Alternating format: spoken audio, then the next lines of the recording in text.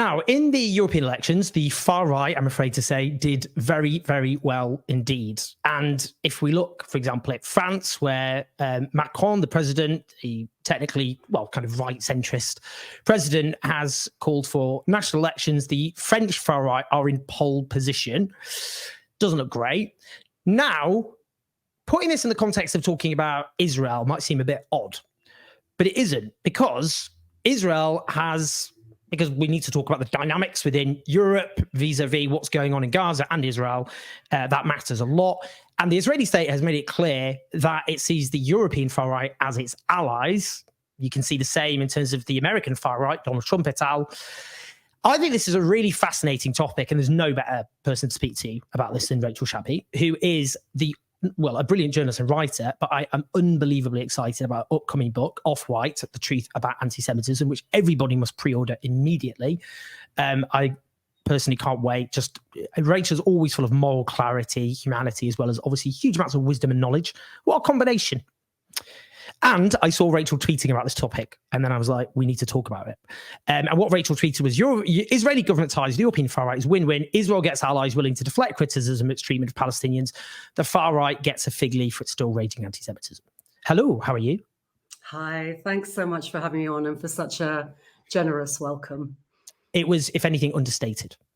Now, just in terms of just taking a step back, I mean, the far right took over Europe in quite notoriously, I would say, in the 1930s and 40s, and committed the Holocaust, the extermination of 6 million Jews, 2/3 of European Jews. That's what happened the last time the far right were in charge. The state of Israel publicly positions itself as not just a homeland for Jews, but the global protector of the Jewish people. I think just making that alliance with the far right, and also the early Israeli state would never have positioned itself, whatever people think about that, but it didn't publicly position itself in those terms. Can you just tell us what the hell, just in terms of taking a step back, it looks kind of crazy if you just strip any kind of, knowledge and kind of the dynamics were always in this direction. What do you have to say about that? You're absolutely right. It does look crazy. It does look horrifying.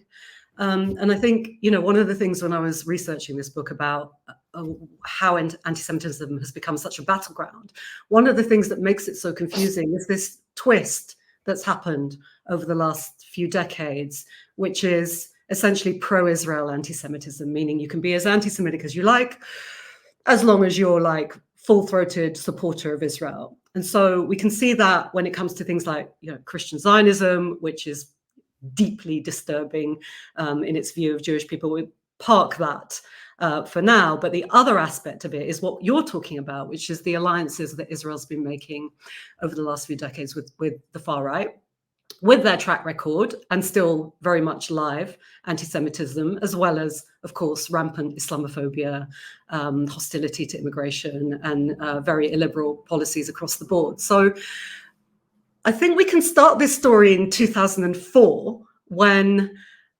10 new countries joined the European Union. And in this context, the ones to keep an eye on are Hungary, Poland, the Czech Republic, but also Estonia, Slovakia, Slovenia, Latvia, Lithuania. That happens in 2004. By then, Israel is getting a lot of criticism at the EU level, a lot of condemnation. By then, we've got just rampant settlement expansion that happened during the 1990s, during the Oslo peace process years, to such an extent that, Oslo came to be seen as a kind of cover or an opportunity for more settlement expansion. And then we've got the second Intifada, which broke out in 2001. And then, the Palestinian suicide bombs, which were horrible and deadly in Israel, school buses, cafes, clubs. And the Israeli response was ferocious and disproportionate. And we saw military sieges of Palestinian towns in the occupied West Bank, so Ramallah, Bethlehem. And then, of course, the separation barrier starts to go up in 2002, which is another land grab because it leaves swathes of Palestinian land on the Israeli side of the barrier. And it also cuts Palestinians in the occupied West Bank off from their lands, neighborhoods, relatives, jobs, and of course, from Jerusalem, which is the cultural and spiritual heart. So because of all these reasons, Israel is really getting it at the EU. And so Benjamin Netanyahu, who really is the architect of this slide into these alliances with the right wing across Europe, he looks at these new countries that have just joined the EU. He is then foreign minister and thinks, well, maybe they could be useful allies in blocking all this criticism that we're getting. And in fact, that's exactly what came to pass. So if we fast forward to the next year, 2005, Viktor Orban, the now Hungarian far-right leader of Hungary, he meets Benjamin Netanyahu in 2005.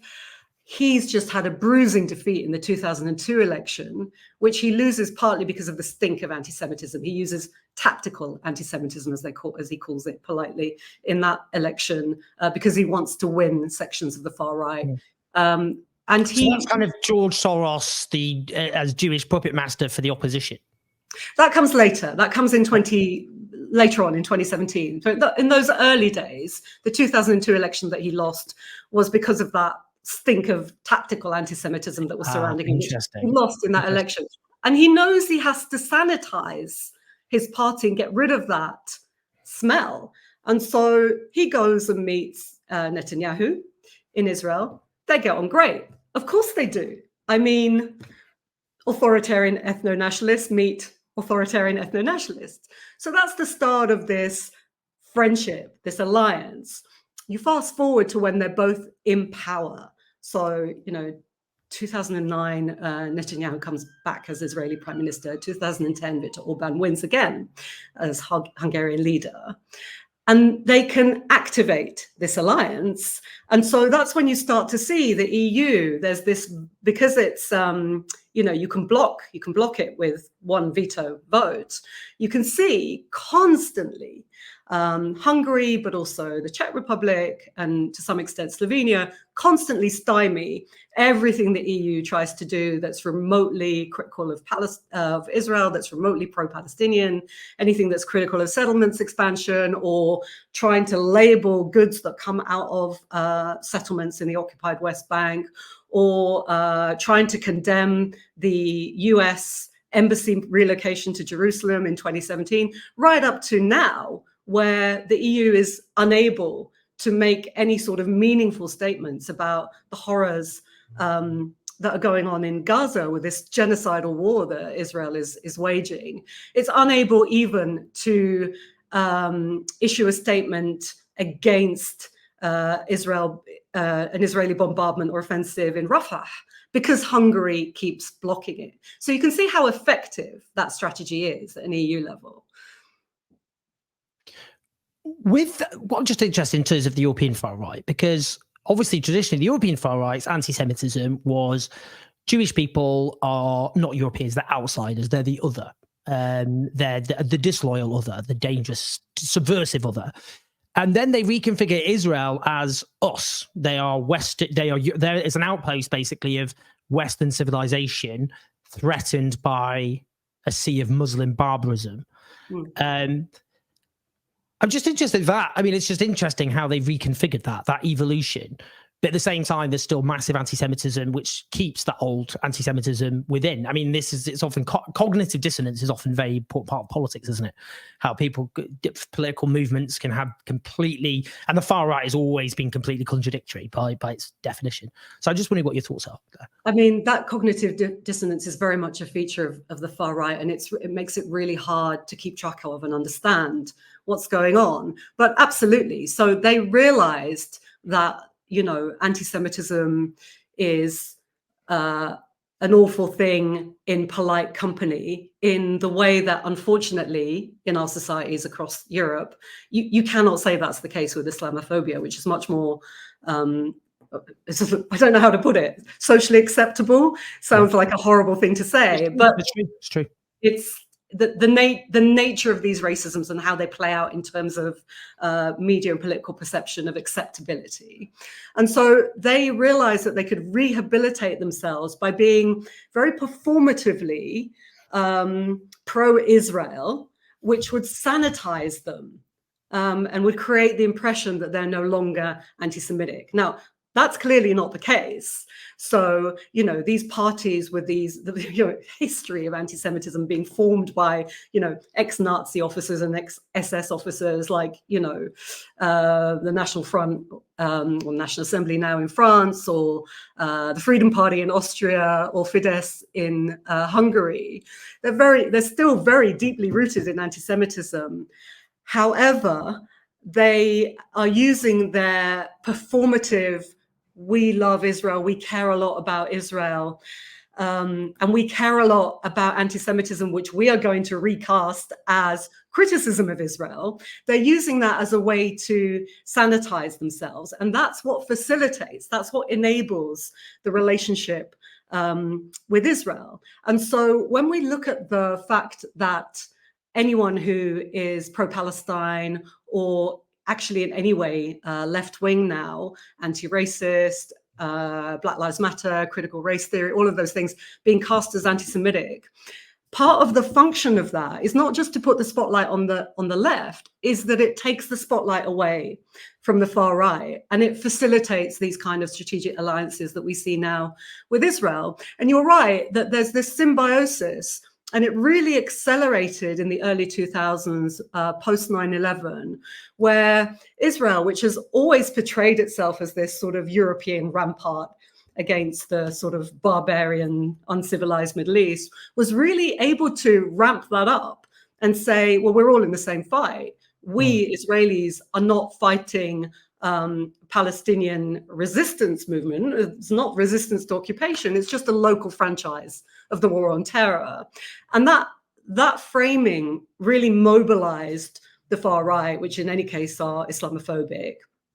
And it all got turbo boosted with what was portrayed as a European migration crisis, but which was obviously a crisis for refugees who were fleeing war and persecution.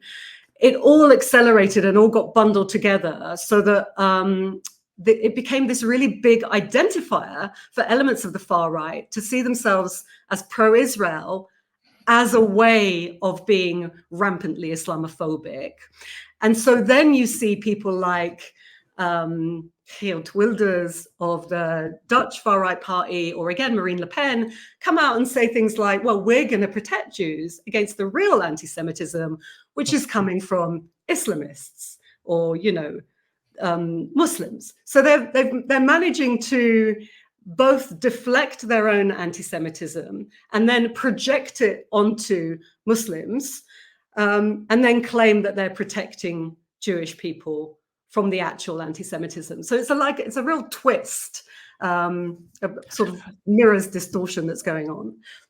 It reminds me of, take Germany. I know Germany is quite a specific example. So, for example, a German-Iranian man, he's gay, he fled Iran as a refugee, came to Germany. And I think he posted somewhere, Twitter or Facebook, in support of a ceasefire in Gaza. And then non-Jewish Germans targeted him. Calling him, go back to your shithole country, you dirty Islamist, overtly Islamophobic, racist stuff, and try to put an Israeli flag on the shop door where he worked. And it reminded me, I spoke to a Jewish German journalist whose contract wasn't renewed after he's put through an anti-Semitism course by non-Jewish colleagues, protested about the framing, and then didn't have his contract renewed. Astonishing Kafkaesque stuff here, which is, he said basically because German nationalism was stigmatized for fairly obvious reasons, Israel basically gave a kind of permission slip to the far right and German nationalism generally, to say you can be racist and we're giving you credentials to protect yourself from accusations of replicating your past. I don't know what you think about that. Yeah, I think that's exactly what's going on. And it is extraordinary when you think about it. You've got German officials saying things like, oh, well, the reason we have an anti-Semitism problem is because we've got, so many migrants from Muslim countries, which is an extraordinary claim when you think about it for Germany to make. And so this ability, this transference, and the availability of a redemption narrative for these countries that have a history of anti-Semitism, and for these far-right parties with a history of anti-Semitism. And it's the trouble is that if we look at what some of those parties are actually doing, is that actual revisionism. So the Holocaust revisionism that's going on in Hungary at the moment, or in Poland, which in 2018 passed a law making anyone claiming that Poland had anything to do with the Holocaust illegal, which is extraordinary. The country where, you know, most Polish Jews were killed, and where actually most of the extermination of Jewish people happened. And that has consequences, you know, that has consequences for the revisionism itself that's going on around Holocaust denialism. So some Israeli scholars of Holocaust revisionism and denialism have been really critical of the Israeli government and said, you know, you've basically, you know, given a gift to Holocaust deniers the world over in facilitating these relationships with Poland and Hungary. But it also endangers those Jewish communities in those countries. And that's the problem with this, is that, you know, so for instance, Hungary, which has to deal with what you were talking about earlier, Viktor Orban's nakedly anti-Semitic campaign against Soros. Yeah.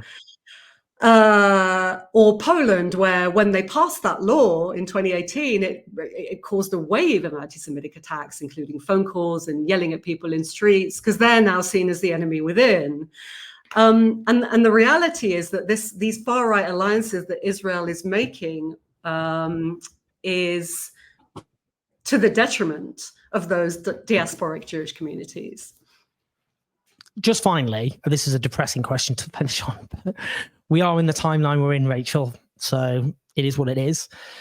I mean, sort of kind of suggested that what we're looking at, the horror in Gaza, could foreshadow a future which embraces all of us. The far right is on the rise in Europe and in the United States. I mean, even talking about the prospect of civil war in the United States, it's not far-fetched. And, you know, we can see, for example, the looming climate emergency, and there's a climate emergency now, but the looming really catastrophic consequences are going to be so destabilizing. And the way the global north might respond, particularly with an ascendant far right, with the othered, you know, peoples of the crisis afflicted global south. I don't know. I just, in my darkest moments, I kind of look at this and think, is Israel the blueprint in terms of what's happened to Palestinian people in Gaza and beyond? What do you think? Is that just being too alarmist? Do you see what I'm getting at? I do. I think there's I mean, it's really hard to have any faith in humanity at the moment, isn't it? Looking at, you know, the apocalyptic images coming out of Gaza. And at the same time, we have to have faith in humanity. But I do think that we underestimate to our peril, and, you know, the sort of centrist parties underestimate to the peril of all of us just how rapid the growth of this sort of far right, zero-sum Islamophobic mentality has become. And you can see, you know, it's not just online anymore, it's bursting out into the open, and it has real life consequences. And this sort of affiliation, what's important to remember with this affiliation with the, you know, the far right, who are pro-Israel and anti-Semitic and performatively care a lot about anti-Semitism, is that actually they don't care at all about anti-Semitism, and they certainly don't care about Jewish people. So it's not serving anybody, it's not serving any minority to have this dynamic going on. And I guess the only hope we can have is the realization that these currents, even though they're playing out and they manifest at the moment in this genocidal war on Gaza, these currents are actually endangering all minorities globally. And it's only if we find a way of unifying that struggle against the far right, that it's targeting all of us in different ways, that we ever stand a chance of opposing and defeating it. Moral clarity, a huge amount of knowledge, wisdom. See, anyone who's not listened to Rachel Shabi, you can see why so many of us admire and look up to her always in these hideous moments. Do make sure you get a pre-order copy of Off-White, The Truth About Antisemitism. As you can tell, it's going to be a truly seminal piece of work, and I'm very, very excited about it. Thanks so much for having me on, and thanks also for all the work that you've been doing and all the people that you've been interviewing, Israelis, Palestinians. It's been really reassuring and heartening and important to see. Well, you know, as I keep saying, if what's the point of me having a platform if I don't use it at a time like this? But for those listening, watching, press like, subscribe, leave your comments. Love to hear your thoughts. Share the video so everyone hears Rachel's wisdom. But Rachel, honestly, always a superstar. Thank you. Thanks so much.